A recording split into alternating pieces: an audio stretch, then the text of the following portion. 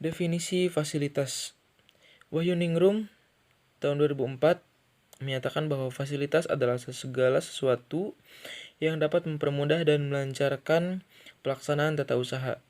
Fasilitas pendidikan artinya segala sesuatu, alat atau barang yang memfasilitasi atau memberikan kemudahan dalam menyelenggarakan kegiatan pendidikan.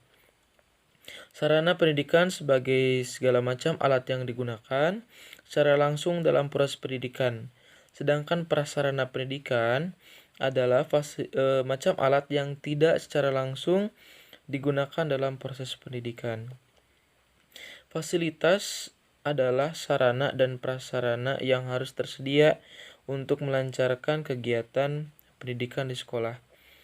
Sarana adalah semua perangkat peralatan, bahan, dan perabot yang digunakan secara langsung untuk proses pendidikan di sekolah, meliputi gedung, ruang belajar, kelas, media belajar, meja, dan kursi.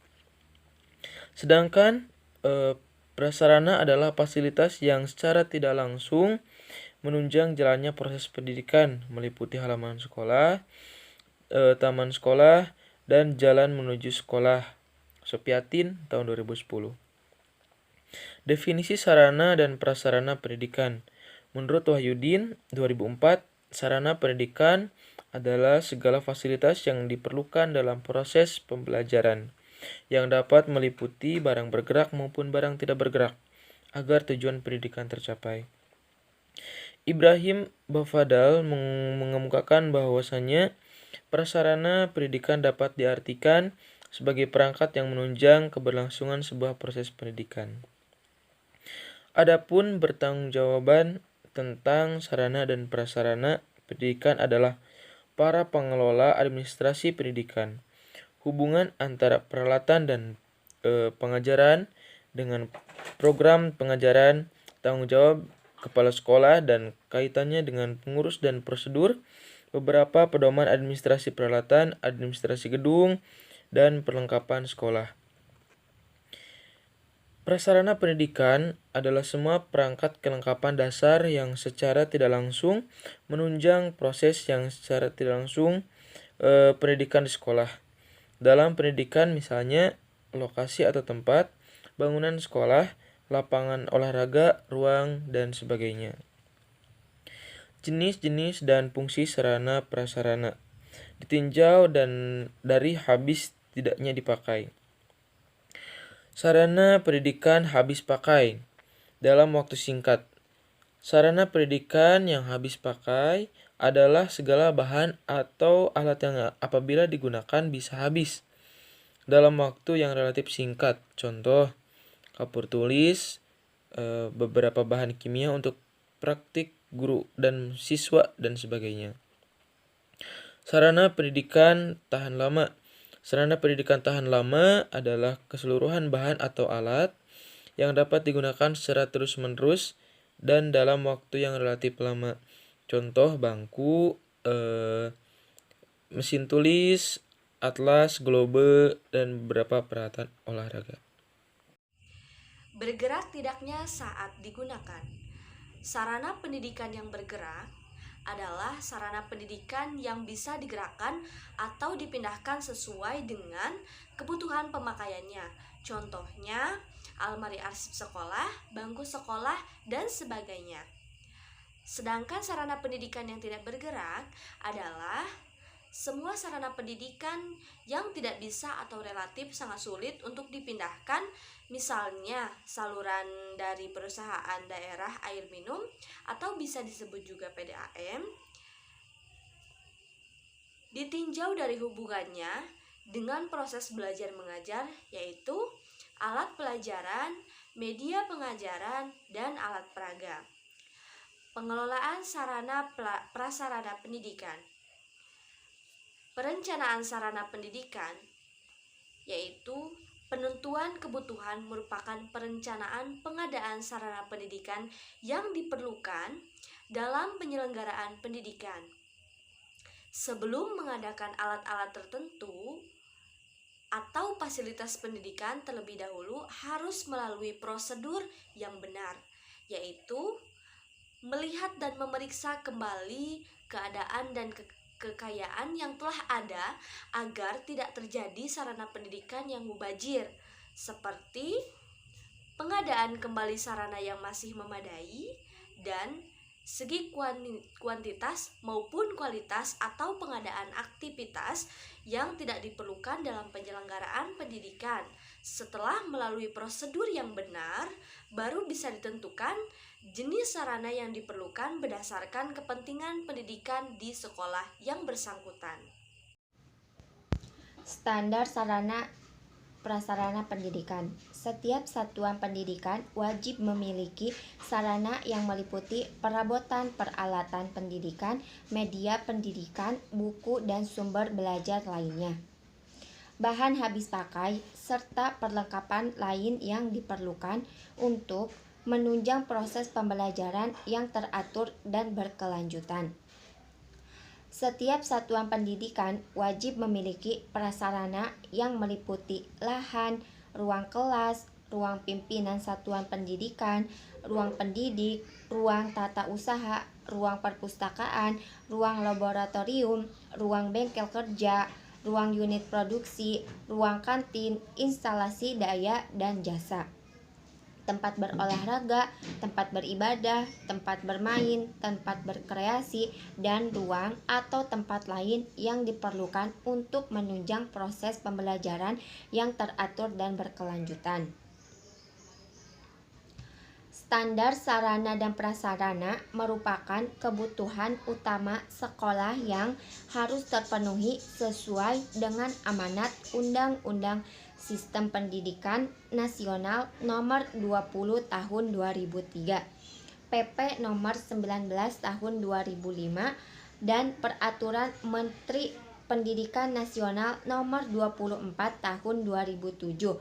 Selain itu juga harus memenuhi dari ketentuan pembakuan sarana dan prasarana pendidikan yang telah dijabarkan dalam 1 Keputusan Mendiknas Nomor 19A atau U atau 2004 tentang standar pelayanan minimal bidang pendidikan. 2. Pembakuan bangunan dan perabot sekolah menengah pertama tahun 2004 dari Direktorat Pembinaan SMP. Dan yang ketiga, panduan pelaksanaan dan panduan teknis program subsidi imbal swadaya. Pembangunan ruang laboratorium sekolah tahun 2007 dari Direktorat Pembinaan SMP, standar sarana dan prasarana pendidikan yang dimaksudkan di sini baik mengenai jumlah jenis volume, luasan dan lain-lain sesuai dengan kategori atau tipe sekolahnya masing-masing.